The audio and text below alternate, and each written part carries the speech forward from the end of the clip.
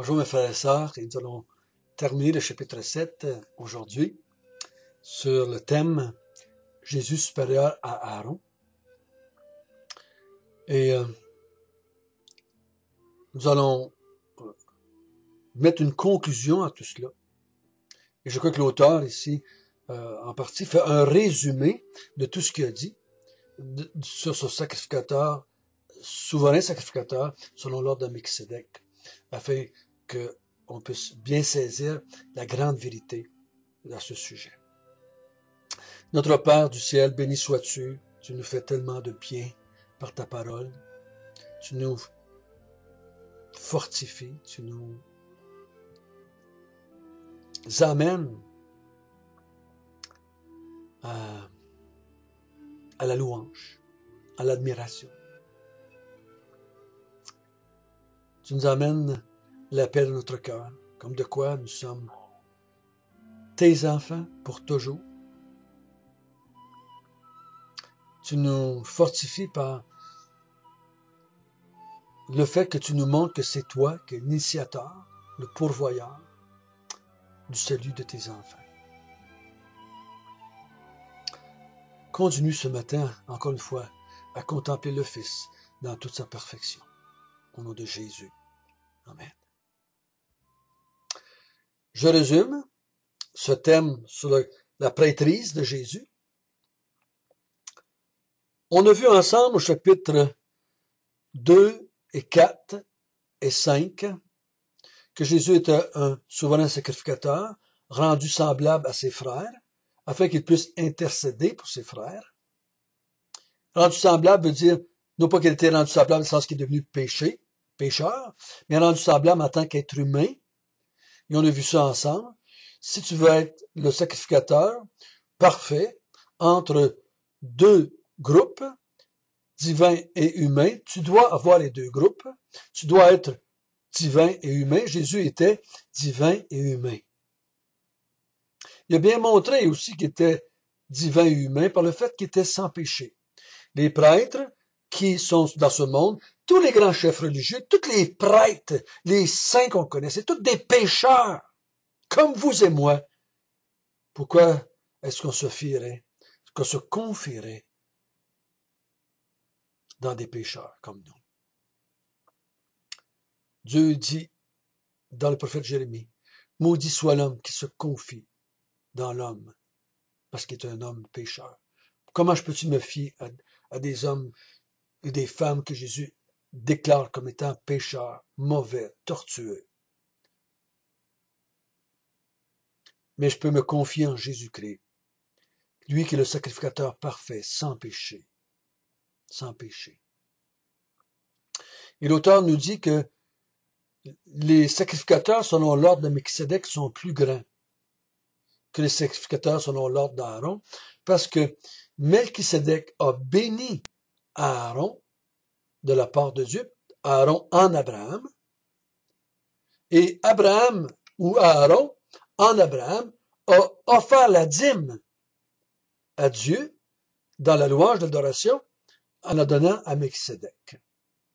Donc il dit, Melchisédek a béni Abraham, donc il était son supérieur, et Abraham a donné la dîme, et donc était son inférieur. Et Aaron étant en Abraham, parce qu'il était son ancêtre, Aaron était inférieur aussi à Melchisédek. Et on a vu ensemble que l'auteur a fait ressortir dans le psaume 110 que Dieu avait juré et avait dit à Jésus, avait prophétisé la venue d'un deuxième Melchisédek, qui était Jésus. Il lui a dit, tu vas être sacrificateur selon l'ordre de Melchisédek pour toujours, je le jure. Et on a vu hier, à cause de cela, il est garant d'une nouvelle alliance plus excellente, parfaite. On a vu Aaron et la loi mosaïque n'ont pas pu rien amener à la perfection, mais Jésus, avec la nouvelle loi ou le nouveau sacerdoce, va emmener les gens à la perfection. Ce matin, nous allons terminer le chapitre 7 en lisant à partir du verset 25 jusqu'à 28. C'est aussi pour cela qu'il peut sauver parfaitement ceux qui s'approchent de Dieu par lui, étant toujours vivant pour intercéder en leur faveur. Il nous convenait, en effet, d'avoir un souverain sacrificateur comme lui, saint, innocent, sans tache, séparé des pécheurs et plus élevé que les cieux, qui n'a pas besoin, comme les souverains sacrificateurs, d'offrir chaque jour des sacrifices, d'abord pour ses propres péchés, ensuite pour ceux du peuple. Car ceci, il l'a fait une fois pour toutes en s'offrant lui-même. En effet, la loi établit souverain sacrificateur des hommes sujets à la faiblesse, mais la parole du serment qui a été faite après la loi établit le Fils qui était parfait pour l'éternité. Donc l'auteur ici dit, car aussi pour cela qu'il peut sauver parfaitement.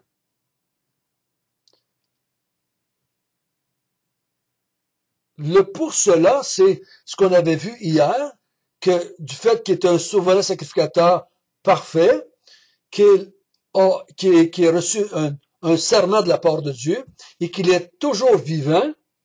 Donc, c'est pour cela qu'il peut sauver parfaitement ceux qui s'approchent de Dieu par lui, étant toujours vivant pour intercéder en leur faveur.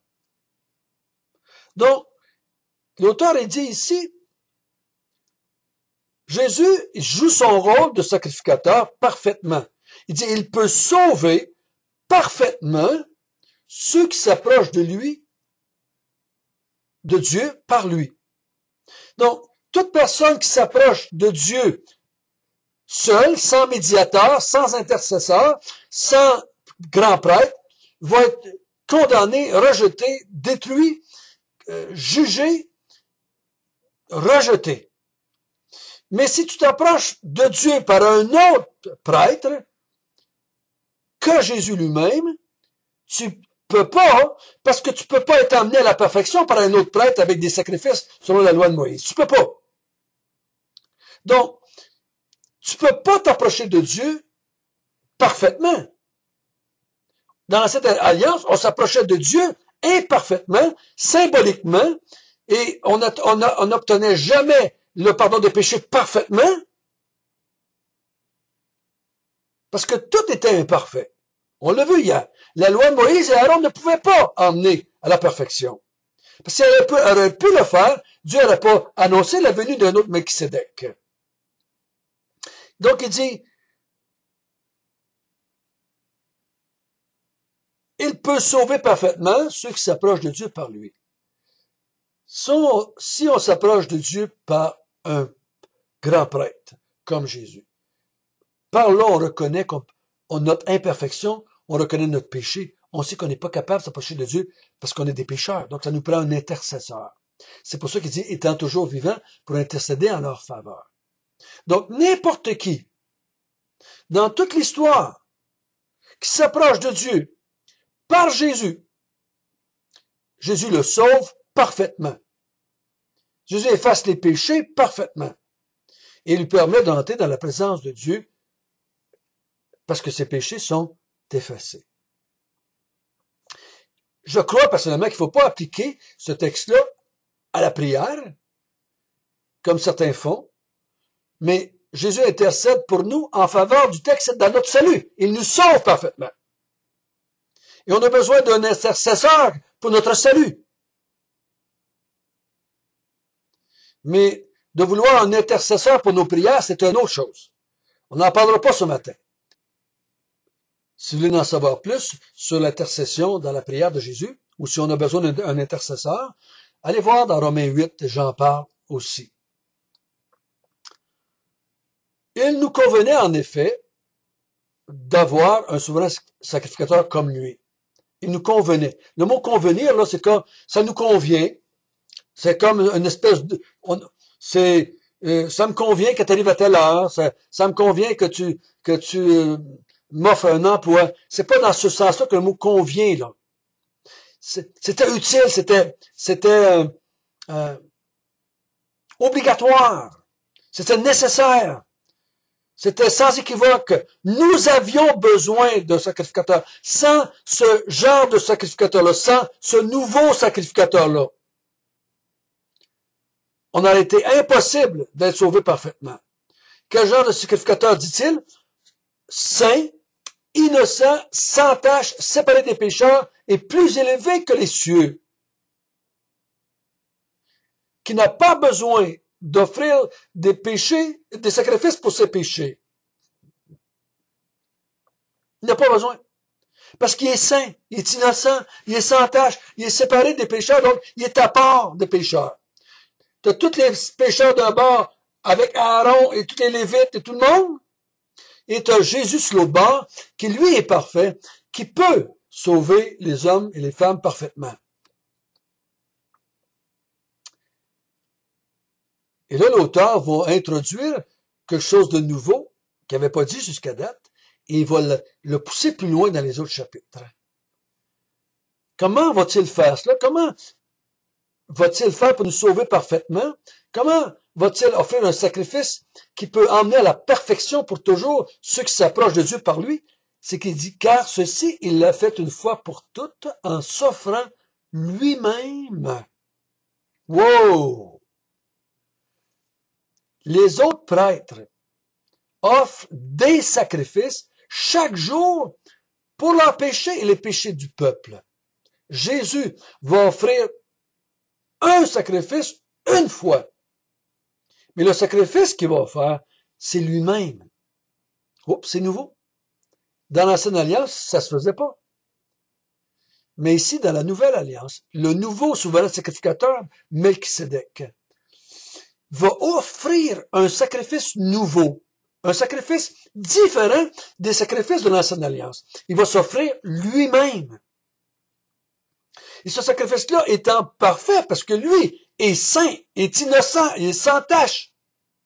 Il est plus élevé que les cieux. Il va se prendre lui-même et s'offre lui-même en sacrifice pour les péchés du peuple. Donc, il va emmener à la perfection ceux qui s'approchent de Dieu par lui. Les prêtres, pécheurs qu'ils étaient, offraient des taureaux, des agneaux, des chevreaux, toutes sortes de choses qui ne pouvaient pas enlever le péché dans le monde spirituel. C'était des symboles.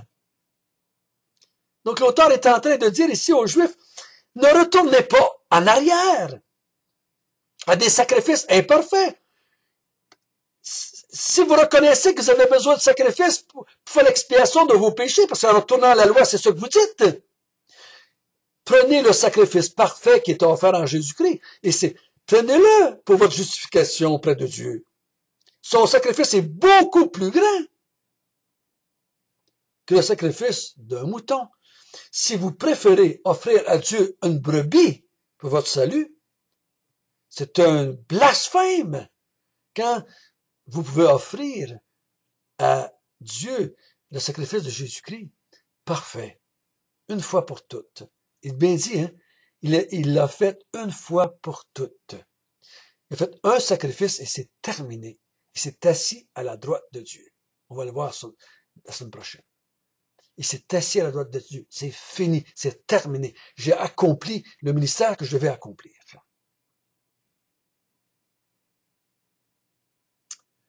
Quel sacrificateur, mes frères et sœurs, que nous avons. Un sacrificateur parfait, qui va offrir un sacrifice parfait, qui est lui-même, afin d'amener tout le peuple des élus à la perfection. Il a offert un sacrifice une fois, il y a 2000 ans à la croix. Un sacrifice parfait, qui sauve tous les élus de tous les temps pour toujours. Quelle grande vérité! Un sacrifice parfait, ça suffisait. On a offert des millions et des millions et des millions de d'autres sacrifices qui ont jamais amené qui que ce soit à la perfection. Aaron, avec ses millions de sacrifices, qui n'ont jamais amené personne à la perfection, ou alors Jésus, avec un sacrifice qui amène à la perfection pour toujours. Lequel choisis-tu? Me semble c'est simple, me semble c'est sensé, me semble c'est logique, qu'on va choisir Jésus-Christ, n'est-ce pas?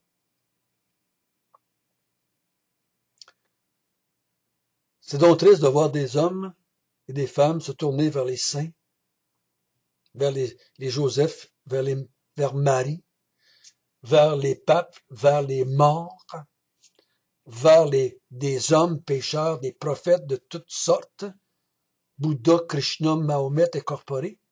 On s'approche d'être vil, d'être pécheur, d'être souillé. On s'approche d'êtres qui ont besoin d'être sauvés, eux autres aussi. Oui, on s'approchait de certains hommes, comme Aaron, qu'on savait qu'ils étaient des pécheurs, qu'on savait qu'ils devaient offrir des sacrifices eux autres même pour leur propre péché. Mais on le faisait en symbolique. Comme de quoi on reconnaissait qu'on avait besoin d'un intermédiaire entre nous et Dieu, parce qu'on était imparfait, qu'on était pécheurs. En attendant le sacrificateur parfait, en attendant le sacrifice parfait. À partir du chapitre 8, on va voir que ce sacrificateur parfait, avec un sacrifice parfait, va initier une alliance parfaite, une nouvelle alliance parfaite. Notre bon Père du ciel, béni sois-tu. On te bénit, on te loue, on te glorifie, on t'adore de nous avoir amenés à la perfection en Jésus. On reconnaît bien humblement qu'on n'aurait pu jamais s'approcher de toi. Puis encore aujourd'hui, on s'approche de toi avec la seule foi. C'est à cause de Jésus.